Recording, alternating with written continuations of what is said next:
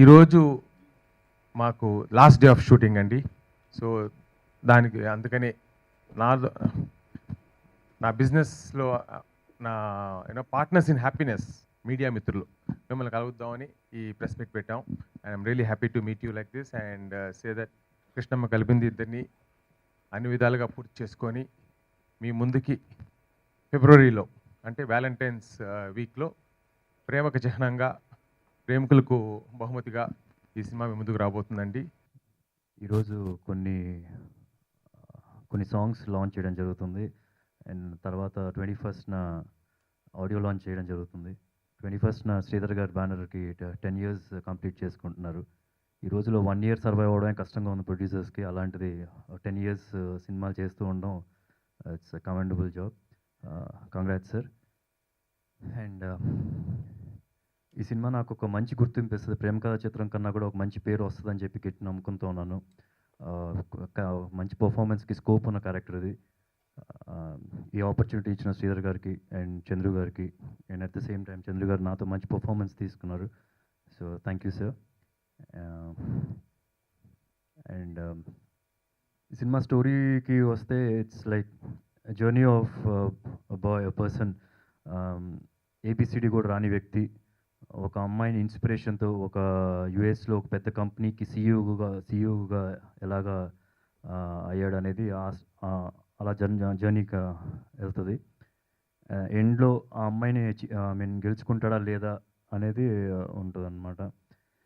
So very nice film, మంచి పర్ఫార్మెన్స్కి scope ఉన్న film. So డెఫినెట్గా ఇది 100% హిట్ అవుతుందని నాకు గట్టి నమ్మకంతో ఉన్నాను. First of all, I'd like to thank Sridhar sir for saying such wonderful things about me.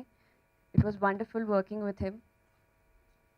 Chandru garu to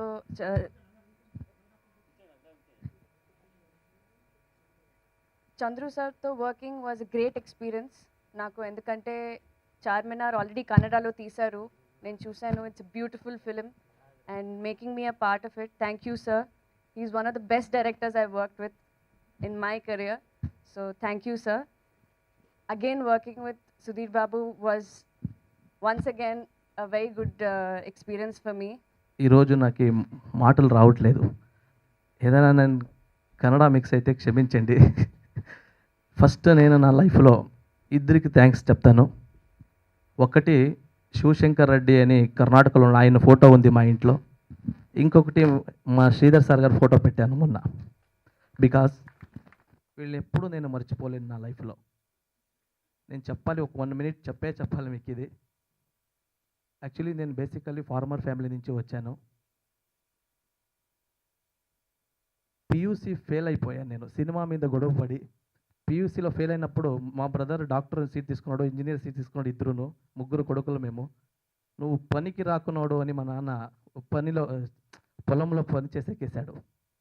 so నేను ఈ సినిమా పాట రాయటం, కథలు రాయటం ట్రై చేయటం, ఒక్క డైరెక్టర్ని పరిచయం చేసుకోవాలని 3 years ట్రై చేశాను.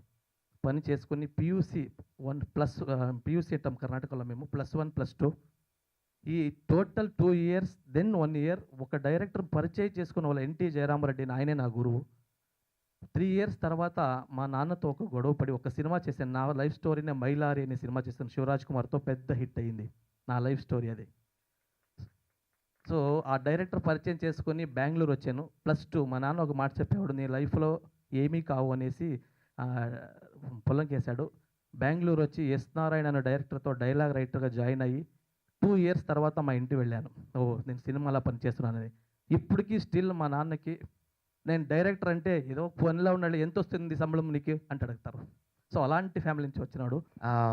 మనం సాధారణంగా చాలా సినిమాలు చూస్తుంటాం, కానీ కొన్ని సినిమాలు మన హార్ట్కి టచ్ అవుతాయి. అలాంటి one of the beautiful love stories Krishnamma కలిపింది ఇద్దరిని. ఆల్రెడీ కన్నడలో చార్మినార్ అని చెప్పి సూపర్ హిట్ అయింది, 100 days ఆడింది.